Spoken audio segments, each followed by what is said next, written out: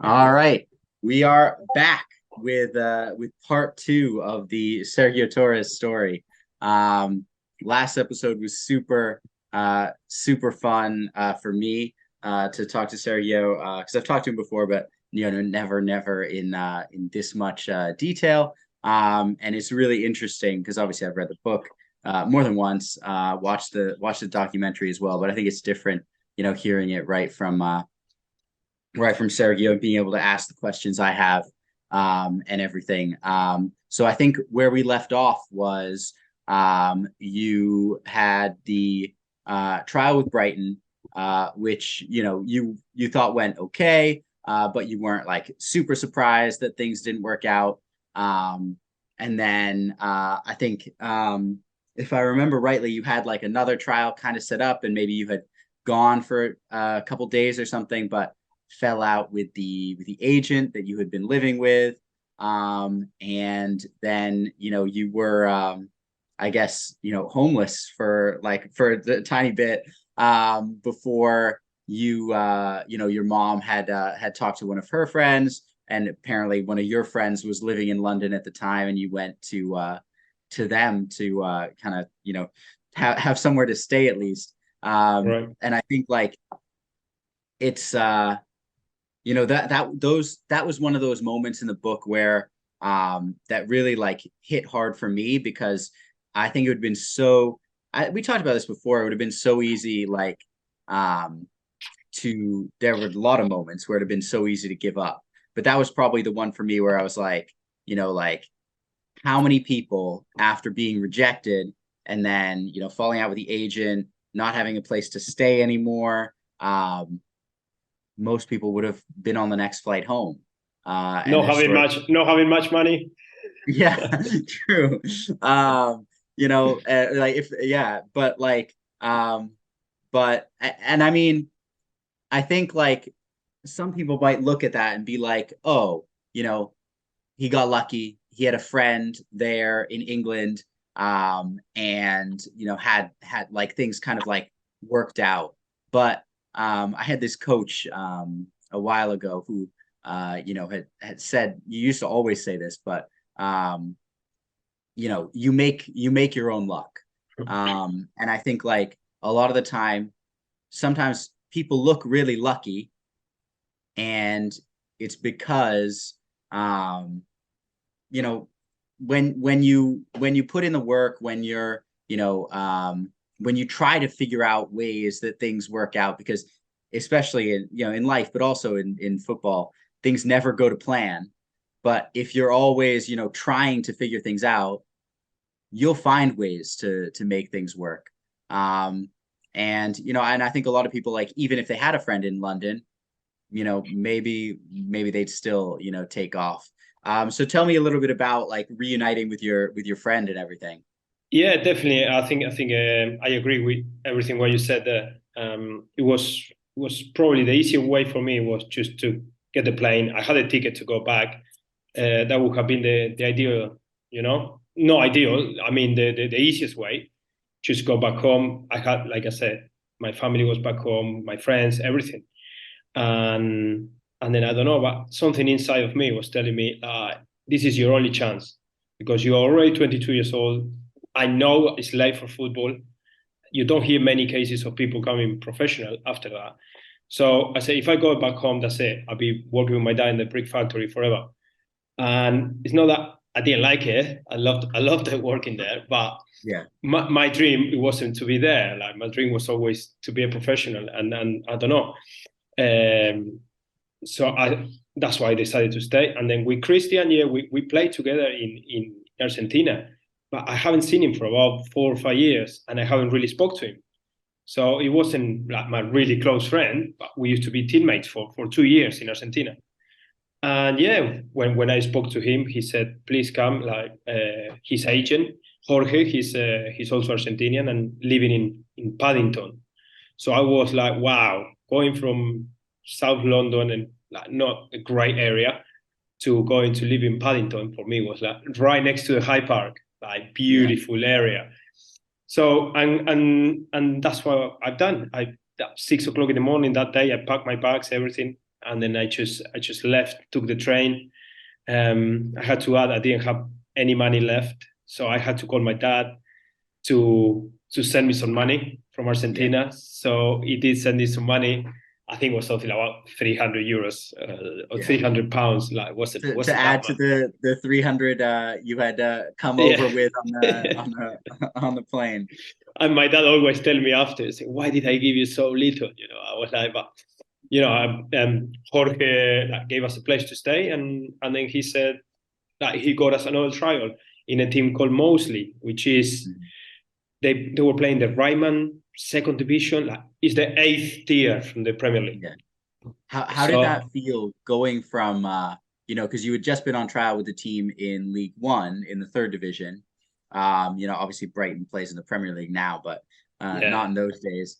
And going from there to all the way down to the eighth division, because that's another thing that I think like a lot of players like wouldn't have been willing to do that. They would have been like eighth division, like what am I going to do there? No, I'm gonna I'm gonna find a team in like fifth division, like conference or League Two or something to trial for. But like I mean, you don't just find trials for those teams, I know. It's super difficult to get trials to professional clubs, and then you needed a proper video and everything, and well, the language was a massive barrier as well. And Jorge said we need to start from the bottom, and so that's he knew I don't know the chairman from this club, and then so we didn't have anything. So with Christian we went, and I remember the first training session was in this. Honestly, we trained behind the ground in this mud bath. It was just crazy. Like it wasn't grass; it was just mud, and Yeah. you couldn't even run. Like you basically sink in the mud. It was in January, so the weather was terrible. Like, all the pitches were awful. So it was a proper Thursday night. I was like, what are we doing here? But It, it's they like what they saw, yeah. and they invite us. Yeah, we signed. I think that day, me and Christian, we signed like the forms to be playing in the next match. In the next game. I think it's interesting you talk about the field because I actually I have a field out front here that I train players on, and it's not a very nice field. Like it's bumpy, muddy. But actually I prefer there's a like a very nice turf field that I could go down the street and train on. I actually prefer training my players on here because I think like playing on because especially I mean maybe if they were playing on grass fields all the time and not nice fields all the time we go to the turf, but because here in the area I'm in everyone plays on turf all the time. I think that a little bit of a different experience can be useful. And Yeah, I remember my when I was playing fourth and third division in Greece, we had two fields we would train on, and they took really good care of the stadium field, and we would train on that quite a bit. But at the beginning of every season, we weren't allowed on it. We and the our coach had said like we had to earn the right to train on the nice field. We would go in back and we would train on this field that was like in the summer it's like hot, like because obviously it's hot in Greece, just like hard like cracked dirt, and then in the if it like ever rained or something it was just like a mud bath. And whenever we had like a really tough loss or a we played really badly or something, we all knew that the next Monday, we were going to be training on a bad field again, and we'd have to like, have a really good session to get back on the stadium. I thought it was interesting that he did that. And obviously, in England, not so much of a choice. By the time this was in the winter, right? yeah. January Yeah, was in January. proper So all the fields are destroyed anyway. old. And it's yeah, it's crazy. But yeah, talk to me about like, that first game, going from, you had just one training session with the team and then you were playing in the game. Yeah. I remember that first game like really clear. me and Christian, we took a picture. I have a picture somewhere. I seen it not long ago, and I was like, yeah, we played in real grass. Well, it wasn't real grass. It was, the pitch was exactly that behind the pitch. It was just mad everywhere, and of course for us was a new experience playing on that. But it was, I just remember being very, very physical. Like that was my first proper match in England. I know it's the eighth division and really low level, but I just was amazed by how competitive the teams were and how everyone was working so hard. I was coming from a completely different environment, and I'm thinking all these players, they all got their own jobs, like they were earning maybe £100 a week, if that. And I just remember that. I remember like how physical the game was, how quick and fast and long balls. It's just I was playing. Yeah, and I think you're playing in the middle, so I think yeah, you were saying like the ball was yeah. just going past you and past you and past you. That's where I learned I need to be better at winning second balls if I want to get on the ball, because the defenders are not going to pass me the ball, never.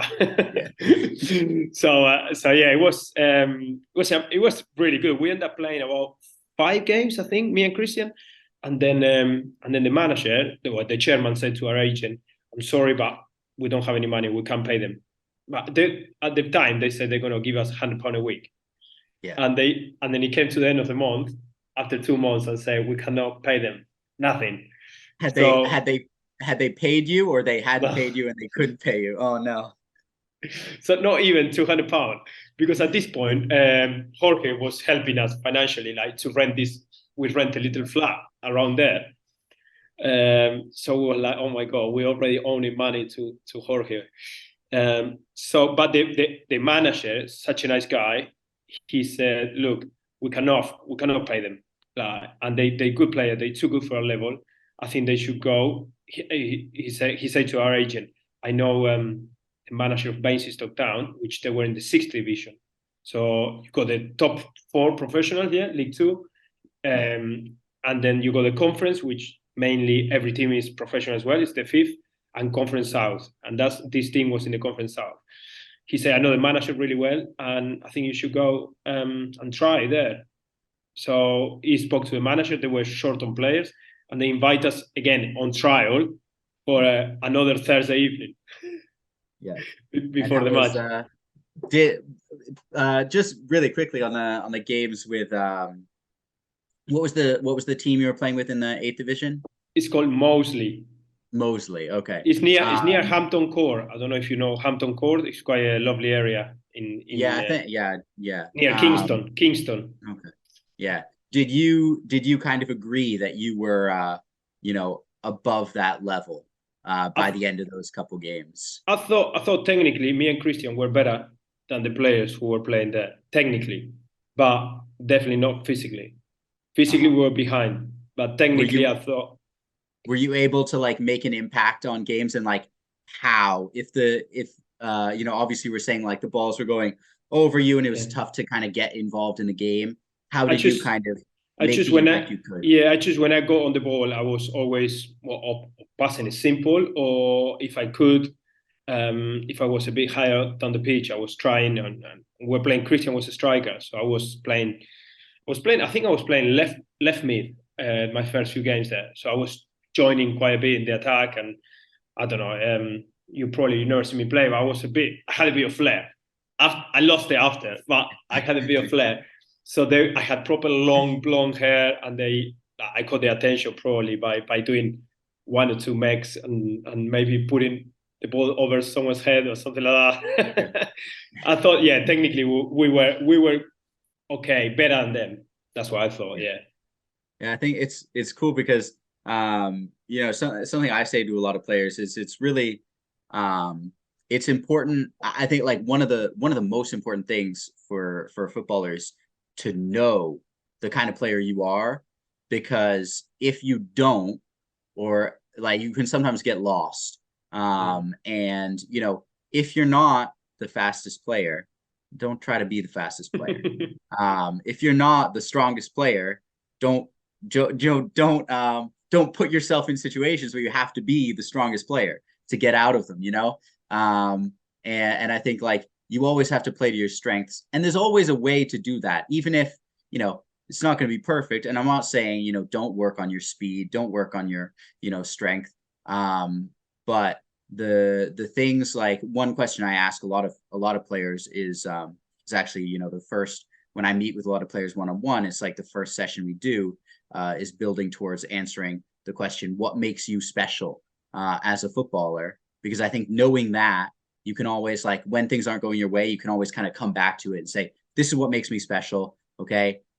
That's what I have to play to. Forget about everything else. I have to figure out a way that I can kind of show this to the people watching. So you found a way to. I really yeah, no, I really like that what you just said, and I also liked what you said about if you're not the strongest, I'm not saying you don't have to work. You do have to work. You have to work. You have to work harder.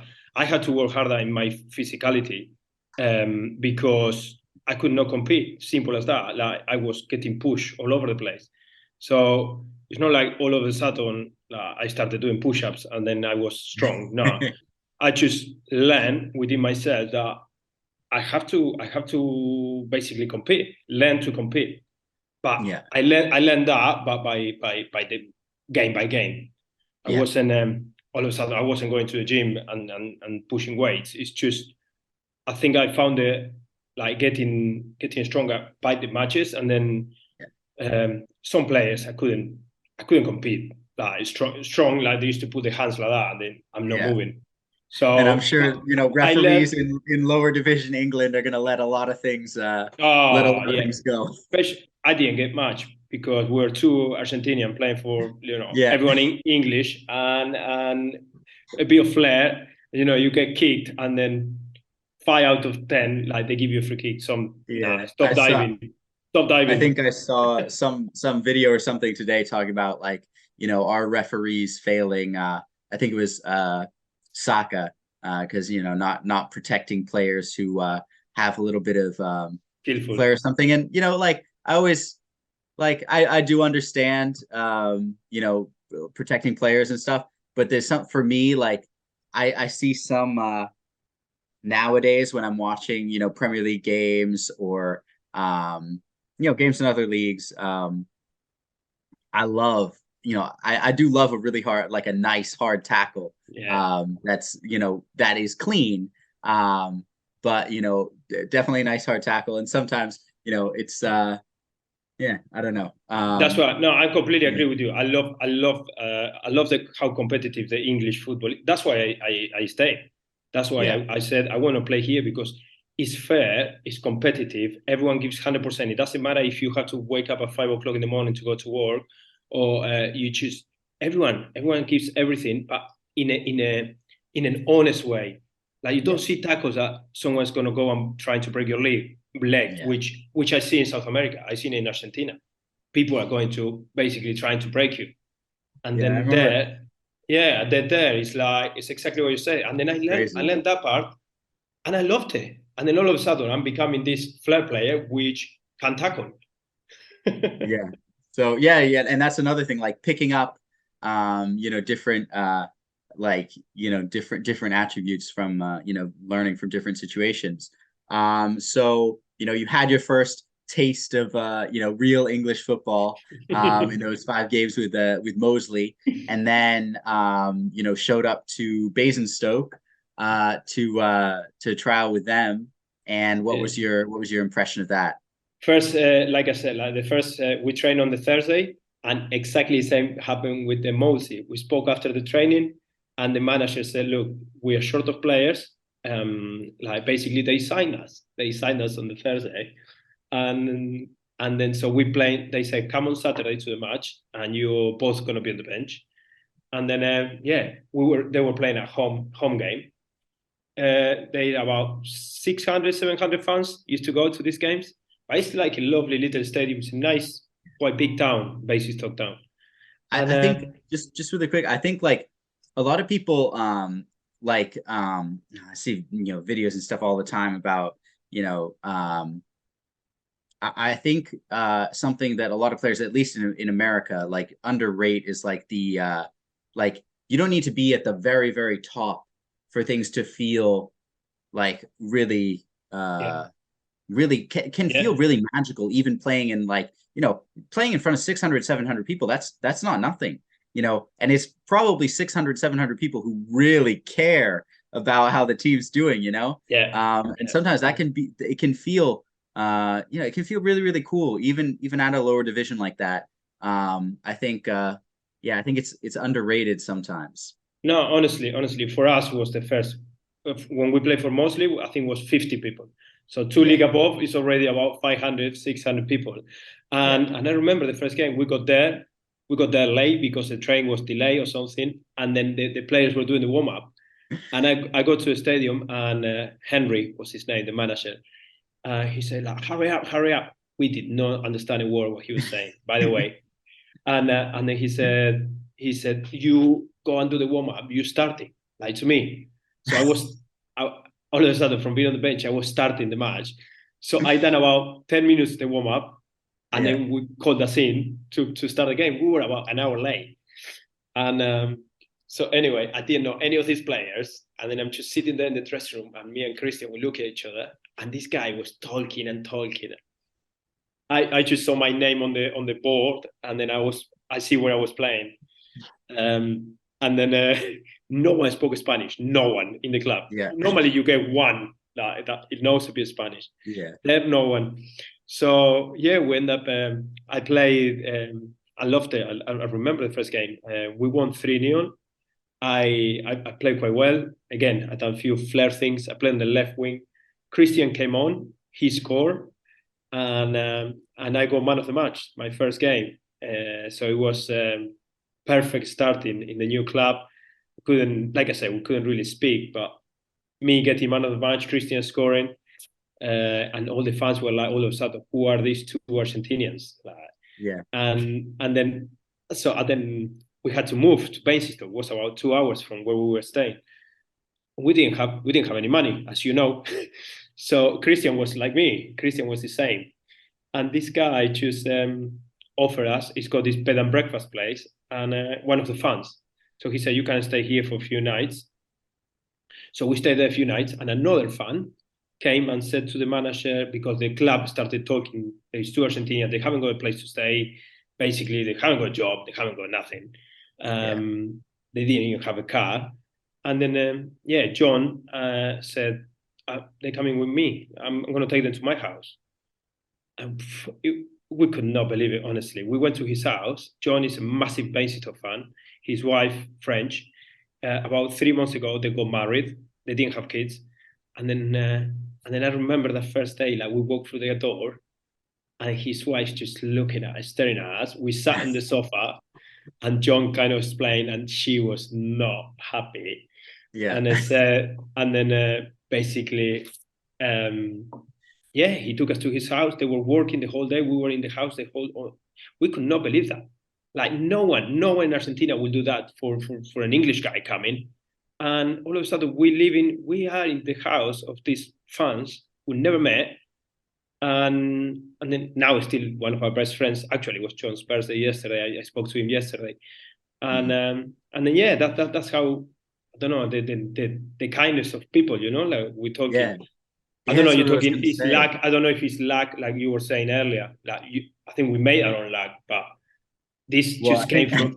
He I came think it might from. be fair to say if you had come in and been been the worst player on the pitch rather than the best, Mm, maybe you wouldn't have been, maybe. yeah, So you let your football do the talking, but at the same time, I think like, I talk about this a lot, but you know, you don't get anywhere without help from Yeah, somebody. yeah, And you like one, you need to kind of recognize that, and I think not be so proud to not accept help yeah, um, when it's there. And like it's not always going to be there, but yeah, I really, no one who you see who's successful has gotten there completely alone. There's always people who have helped them out along the way, and especially in football. There's you need support. So exactly. you had it from you. I think it was amazing as well. You had Christian with you, so you weren't alone. And I'm sure it would have been 10 times harder if Yeah. it had been just you. Yeah. Just like to have Which he was, someone. which he was Yeah, at the beginning. yeah, The first 2 months I was on my own. I was so yeah, tough. And then all of a yeah. sudden, like when you got someone, like it was, but his English was worse than mine, so he was related on my You bad were English. the So you were the translator. I was trying anyway. Like Mimi, after I think after 2 days, she was amazing, and she was like they were like our parents, to us Yeah, there. And we ended up staying. John say only for a few weeks. We ended up staying few months, yeah, and then at one point they had family coming from France that they needed the house, so we basically we needed to find somewhere, and the managers of Basic Talk said, "Would you mind to come to the boardroom of the club?" I was like, "Well," so we just put some mattress on the floor and then you guys sleep there. I said, "Yeah, let's go." And then underneath the stand. So we were so happy. We're not late for training, and and then yeah, we just lived for 3 months. We lived me and Christian underneath one of the stands in the boardroom. The day of the game, we had to put everything away because the director of the both clubs, coming into that room where yeah. they have tea, halftime, and all that, and then yeah, we had to hide all the bed, all the mattresses somewhere, and then they were gone, and then we're just living there. Yeah, it was a really good experience. We were just kids. My kids were both 22, but enjoying every experience. That's what. And all of a sudden, we started earning a little bit of money. I think it was £150 a week or something, and we get You didn't have any you didn't have many expenses, so You exactly. That's what we thought when they told us we need to live here. They said, "Well, you don't need to pay for electricity or anything," which is like, yeah. I think um, I love that you were like, they said, "Oh, come stay in the boardroom," and you were like, "Yeah, let's go." Like, that's kind of like the attitude you need to have. Like, I talk to players all the time, like who yeah, like when you have opportunities, like obviously you already had the opportunity, but um like you kind of just have to like go with it, and figure things out, because we've talked about a lot, but like things never work out exactly how you see them in your mind, and you kind of just have to be willing to do whatever, live in the boardroom floor on the mattress, whatever it exactly. And takes. then also another fun. We didn't have anything, well, car or anything, and then Kmart gave me a bike for free. Like he just say, "I'm not using this bike. You can have it," because we started working with Christian. We started working in a kind of in a warehouse of a chemist. It's a Yeah, big building, and so we knew we had to improve their English. So that would have been perfect, like just going and work in an English environment.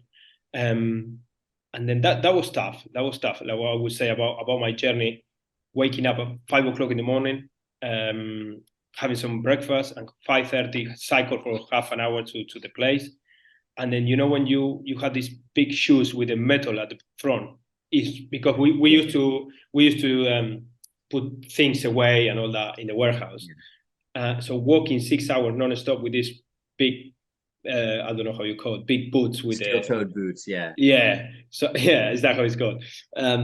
That your feet were on fire, and then finish at 12 o'clock, cycle back home, eat something, was sleeping siesta about 3 hours. That was a good thing, and then training in the evening because we train Tuesday and Thursday in the evening. That was tough.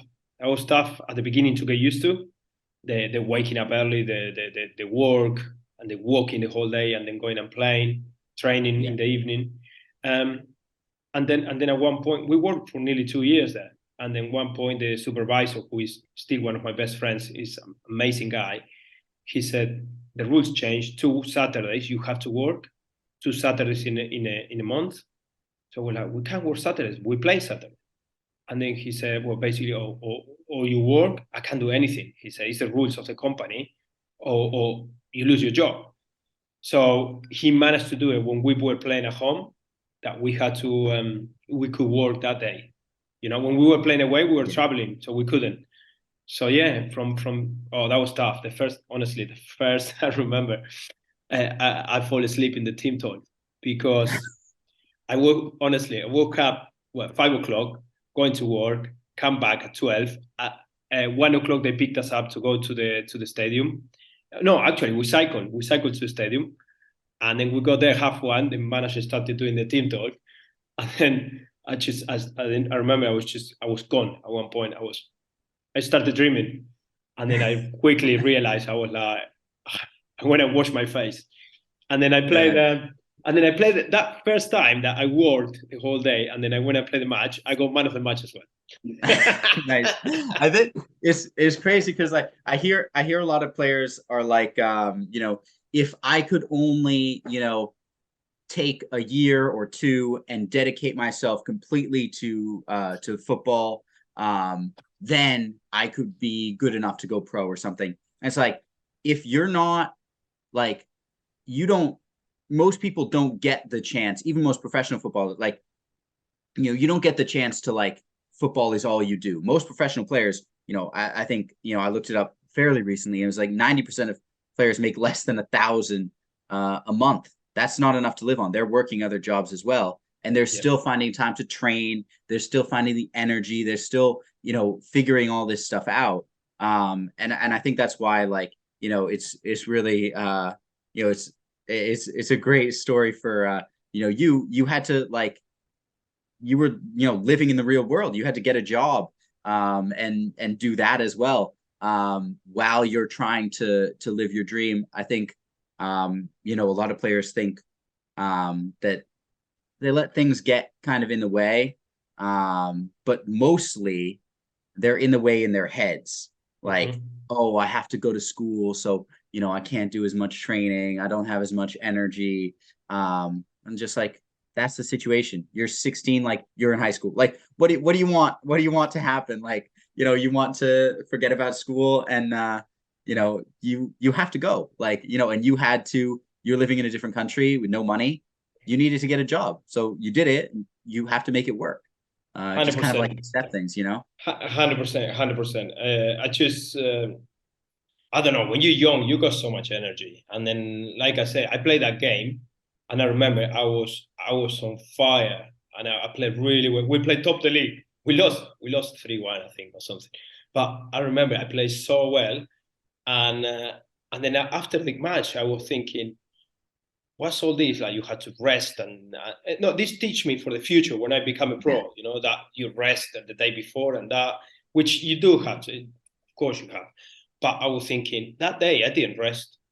I wore the whole morning walking on these big boots, and wake up at 5 o'clock in the morning, and then I was one of the best on the pitch. So it's all in here. I think Yeah. it's a lot mentally, a Yeah. lot. If you're prepared, and then I think you can succeed if you really want it. That's what happened. Yeah. Well, I can only talk about me, no. Um, I was going every match out there like trying to.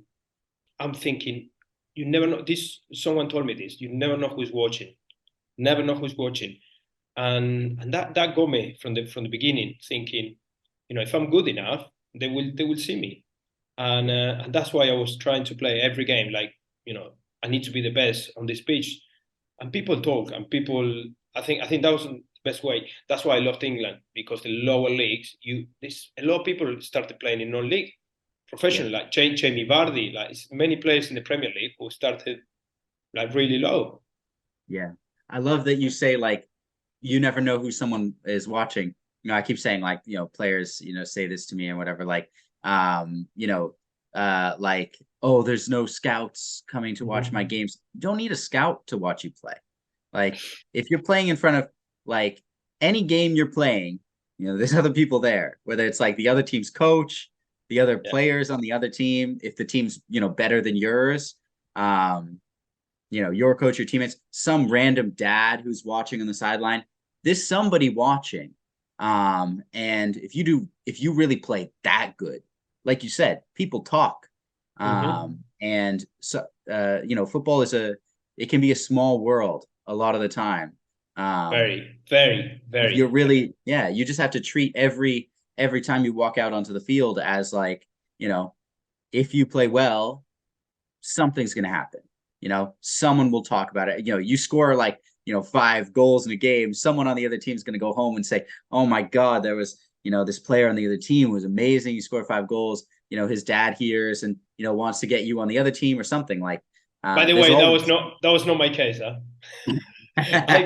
I was terrible at goal scoring. My records at goal scoring is terrible. So I had to rely on my skills and Yeah. be more of a provider Yeah. than but no, yeah, it's exactly like that. And that's how my life changed when I think people started talking after my first. I played for 4 months and the season finished, Yeah. To and the then summer.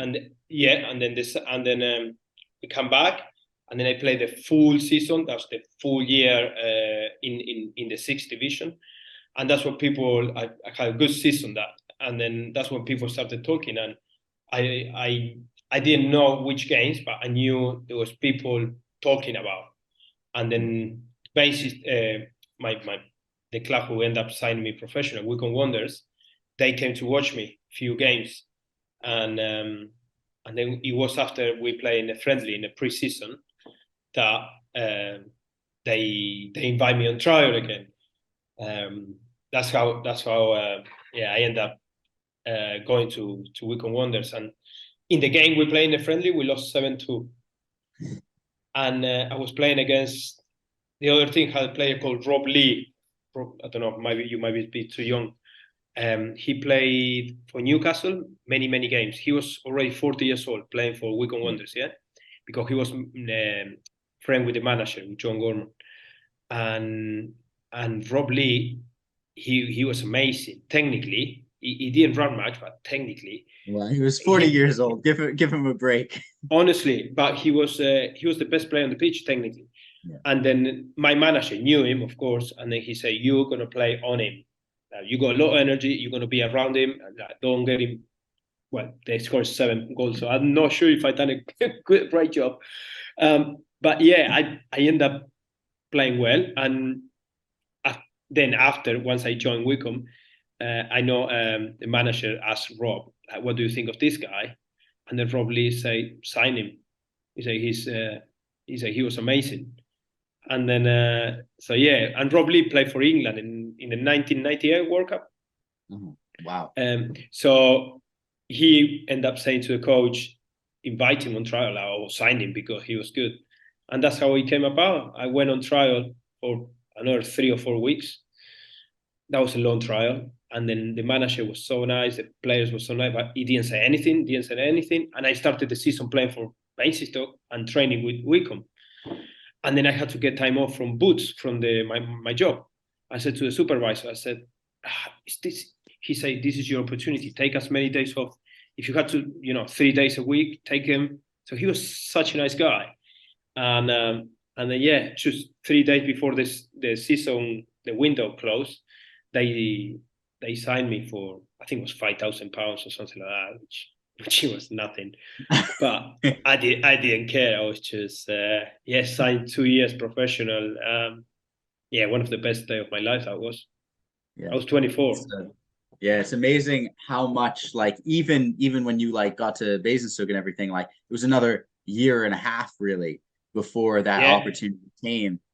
And you had to be, obviously you were working really hard that whole time, working in the factory, I got. the Sorry, warehouse. Yeah, I forgot go to ahead. mention. I forgot to mention something. My dad is very proud. After my first month working in this warehouse, I got employee of the month. Oh, nice. You were man of the match and employee of the month. Yeah. That's it. So I was a hard worker. Was he prouder of the employee of the month or the man of the match? Honestly, I think he was proud of the employee of the month. Honestly, he was Yeah. like, yeah, because he told me never to be late to work and always early, always this, always that, and Yeah. yeah, he was super Yeah. proud. Yeah. But like I'm sure that was a long, year and a half to get there. And you're 22, 23, you turned 24 when you would sign the first professional contract. So like and those years like every year seems like, things are speeding up when you're playing football, right? So yeah, it's but you still have to be patient, and just prove yourself where you're at. And yeah, Exactly. No, exactly. Honestly, that season, I had of course, once you're playing well, you're starting to notice that people are talking about you, and then the manager and the other teams, and then they started to, I don't know, you get that feeling that people are watching you. And I know I was 23, 24 at the time, which is not young. Not, I don't know how many cases are of people who come to the game, professional game, that late, but I was probably one of the latest. Yeah, I don't know. I never stopped believing. I always thought technically in this league where I'm playing, I'm one of the best players. I was feeling every game. I'm thinking technically, and then I started to learn, like I said, like the physicality part, and I loved it. I love how pure the English game is, and how honest. So so yeah, I don't know if I got a bit of luck. To be fair, you have yeah, to have a little bit of luck to for this manager to, I don't know, like me, and because I've been with manager when I always say football is a game of opinion. I was playing every single game for 2 years. Then after, no, in my other clubs, and from one day to another, new manager came and put me on the bench, put me in the stand, without yeah, really giving me any reasons. Just my type of player. And I yeah, was like, how? But yeah, that's why I learned that football is just it's just opinion. That's why you have to keep working hard because yeah, one manager might think you're not that good, but someone else think you're good. yeah. It was interesting. Like, I want to kind of draw a parallel between like you talked about in the game, the friendly against Wickham, you were playing with Rob Rob Lee, was it? Probably. Yeah.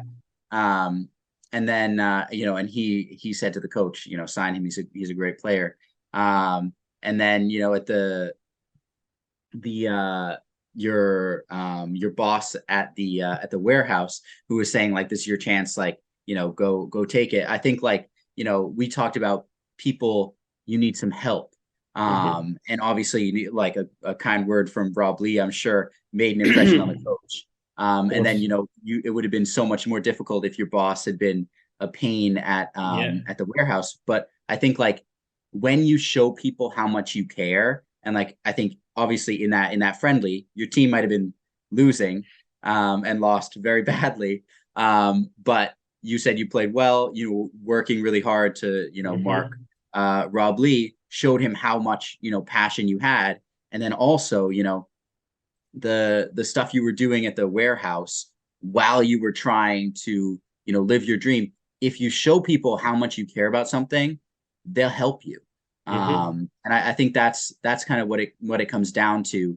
A lot of players struggle with their parents maybe not being. I know you had very supportive parents. I had very supportive parents, Yeah. but I hear all the time like, my parents don't support my dream to, play football or something. I think they'll support your dream most of the time if you show them how much you care. Yeah. If you're down, like, if you are a young player and you're struggling with, like, your parents not being on board or someone else not being on board, like a coach or something, like, if, let's say, you were the first player to practice every day, and you were out on the field playing, and then you stayed late as well, coaches notice that. If your parents see that you're always, you're doing your homework as soon as you get home so you can go out to the field to train by yourself, if they saw that every day, I think they'd be a lot more supportive, if Yeah. they're not right now. Because, the like, I think that really is like the most Yeah. important thing is, if you want other people to support you, you need to show in Show. something, you need to show them how much you care about something. And that's obviously, you were flying halfway across the world, like, you were showing everybody, that you can, willing to play in the eighth division, willing to play in the sixth division, willing to, put up with, figuring out how to play in England when that wasn't, maybe like you loved it, but like you also said, like, you struggled with it, Yeah. because it was so physical, because you're playing on these muddy fields that you've never seen before. Yeah. And you're willing to do that stuff, willing to work a job, and then go play. and still play with that same passion, maybe even more passion because you had to struggle so hard to get there. I think that's it's just I completely agree. I completely agree. Yeah. If you show people that you care enough, like people will help you. I had honestly, had so many people that helping me, and then I was just so pleased, and then I went back home to Argentina, and I remember saying to people how wrong we are about the English people, because in Argentina, all they talk is about the Falklands and the war, and not many people like England. They teach us Did you that. go back? Did you go back Yeah, I went back after the every first. summer? Yeah, Yeah. so I went back after the summer, and then honestly, even to change, and then my dad came to see me when I was a bassist, my mom and dad, and they stay with John and Mimi like this, and then I was saying to them, say no, please. I said, of course they're gonna stay with us. Where are they gonna go? So they took my mom and dad to their house as well, and then my dad to change someone's old. My dad at the time was, I don't know, 55 years old. To change someone, an older people, like, because they lived through the war, and my dad have the same mentality, like they teach you to basically hate England. And then he was like, how wrong we are about the English people, honestly. Why we put the war, the people, honestly, the people don't mention nothing to us, to Argentinian. Say it's just politics, which it is. But why do you have to take it on the people? And then, like, honestly, I have so many, I still got so many English friends and so many people who help me to, and kind of push you to see your dream. And then that's why I think I call everyone when I signed my first pro contract. I called, well, my dad, my mom and dad was the first one, and then all my friends back home, um, and then John and Mimi were probably the two proudest stepfathers, parents I had. Yeah. I think this it's a I think I did a video once where I like asked how who would be the first person you call to tell them when you sign that professional contract, and Was my mom and obviously dad. I'm sure parents, yeah. That's it's yeah, that must have been just such an amazing moment, after so much, struggle. I know your mom was like super worried when you were going Mm-hmm. over and all this stuff, Mm-hmm. to like yeah, to get that moment, must have been People, just incredible. maybe kids like these days, they won't really understand, because I don't know, technology and that helps you. But I think I told you before, I didn't have a phone until I was 22. When I went to England, 23. The first 6 7 months, I didn't have a phone. That's when I got my first phone. And I don't know, it was 1 hour a week that I used to go to this cyber cafe, and then with the computer just talking to them. Yeah. It was not easy to being far away.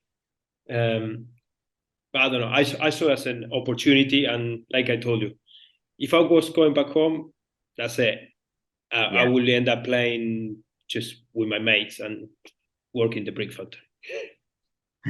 Well, I think we'll have to do a part three where we talk about the real They work, they're good. beginning They're when you good. yeah, when you saw, because it's I think we said that in the last episode, but yeah, it's the real work starts when you sign that first professional contract. But we'll do three key takeaways really quick, just to wrap up the this episode. And I think number one for me is you're not going to get anywhere without support from somebody.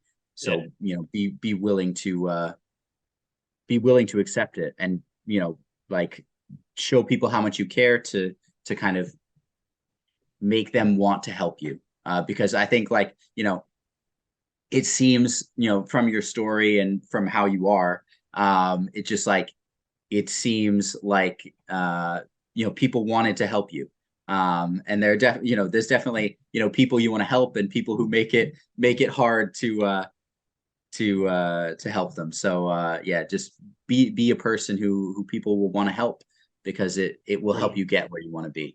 Brilliant, brilliant. I completely agree with you. And then also be kind and be a nice person. I Yeah, think if you are humble and a nice person, like honestly, people can see that. And like you said, people talk, and football world is so small. Like if you a rumor starting, then you will get people coming and watch. If you're good enough, if you're really good enough, they will come, yeah, and then you will get that opportunity. Now, after the opportunity, I had to go on trial for 4 weeks, which was the longest trial ever. yeah, But some days I was coming home thinking, oh no, they're not going to sign me. I was down because the manager didn't say anything, because the training I didn't train very well, yeah, because they were professional. They were running 3 times the amount of things that I could do. Or and then were days where playing small size of the games and I was doing really good. And but it was like that. It was a roller coaster of yeah. 4 weeks. That was. And that kind of brings me to my second takeaway, which would be patience, right? Like obviously not patience and you're sitting back and doing nothing, but you said like if you're good enough, people will see you. But you have to be good enough for long enough. You have to be Yeah, good enough. You didn't go from obviously with Mosley, you played 5 games and then you went to Basingstoke, but from Basingstoke, you had to play those 4 months. So you had to play a full season there as well yeah. before I you think I, I get, think I, I think I play run. about 65 games in total, Yeah, something like 65 games. So, that's like, that, and you had to be, I'm sure you had bad games in there. that. Yeah, But you had definitely. to have, you had to have that good season to, and it's not like the first time you play well, someone might see you. But, it's once they see like two, three, that, this guy's winning man of the match, in Yeah. different games, you say you weren't scoring a lot of goals, but, making a lot of moments, assists, whatever it was, having good games, like has to be, it can't be just one, you know. I think like, Be patient. it's Yeah. it's all about consistency. And you have to have Hmm. some patience in the process because nothing happens overnight. No. And Yeah. then the last thing I say is, going back to the very start, we talked about how the this well kind of like something I say a lot is like, um, well, you were in a really tough situation, you could have given up. I think you can tell me if I'm wrong, but I think that sometimes when things are really tough, when you really have to struggle, that can almost make uh, the the passion more and make you want it more.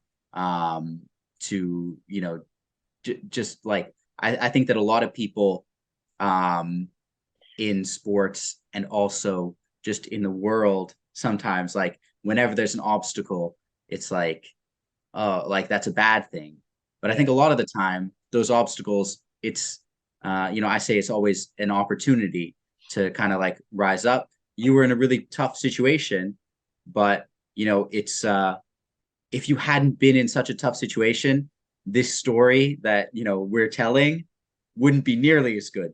No, of And I course, know of course. that's not you back then you were probably like, oh, I wish things were a little bit easier.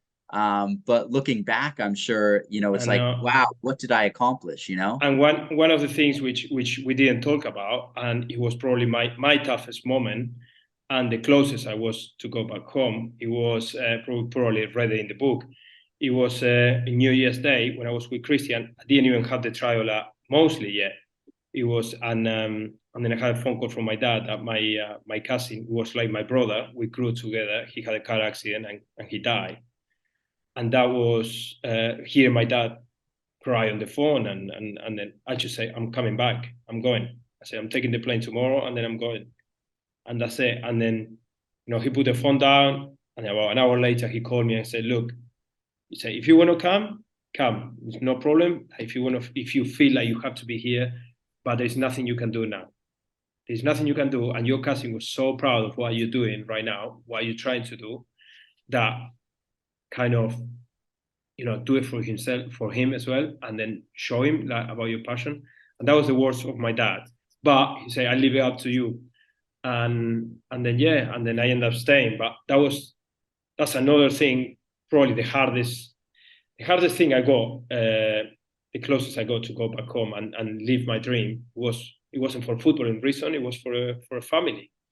But like I said, that's when you need help. And then the advice of my dad, and I don't know, I took it on board, and I was like, yeah, your dad, you're correct. I can't repair anything if I go back. I can't repair anything. So yeah, Well, it's just you definitely made him proud. yeah. 1000%. So, Hopefully, man. yeah. It would have been his birthday today, 23rd of Oh, February. Yeah. oh, wow. So, praising. I already had a glass of wine on him. Yeah. Oh, wow. All right. Yeah, that's would have been his birthday today. Yeah, 23rd of February. Yeah. Wow. All right. He'd be 42. Yeah, he was the same age as me. Yeah. That's amazing. Let's not end up on a sad note, mate. It's been a great chat, Yeah, and for kids listening, honestly, or kids or people who want to be professional, these three key takeaways is like I had so much help on the way, but I think I showed these people that I care enough about this dream, and then I was talking about as well. I was talking to my manager, basically. I said, I would love to play higher. I would love to play higher, and I was always in my head. So I think when you talk about something like, and then you work as well, I don't know, maybe you call it. Yeah, no, I mean, I love that because when you you had this dream, and obviously you made it a reality, but you have to I talk a lot about I help players imagine where they want to be, and you talk about it, you live it, you act like you're gonna get there. A lot of the time, things end up working out if you believe it that much. And we talked last time about how the belief has to come first. And we got to the part of your story where you sign a professional contract. And we'll talk, a dream for a lot of players, but we'll talk about all the challenges that come with, being a professional player in the next episode. So make sure you follow Sergio on Instagram and me on Instagram, so to not miss the post when this when the next episode is out, because hopefully we'll be able to hopefully I'll figure out the live stream for that one. Couldn't do for this one, but we'll figure it out. And thank you, Sergio, so much for telling your story. It's I'm like you said, super valuable for other people, but also just to be able to talk with you about the story is so fun for me. And thank you. I appreciate. No, I appreciate you calling, and like I say, it always reminds me. It's been a long time now. It was 2000. Well, I can't even remember the year. 2005, I think. This time my first professional contract, and 15 years ago or more. And then now talking about it, it's just bring me all these memories back, and it's just amazing. So no, thank you for your time as well, mate. All right. Well, that'll do it for this episode. But we'll see you again. All right. Peace. See you, mate.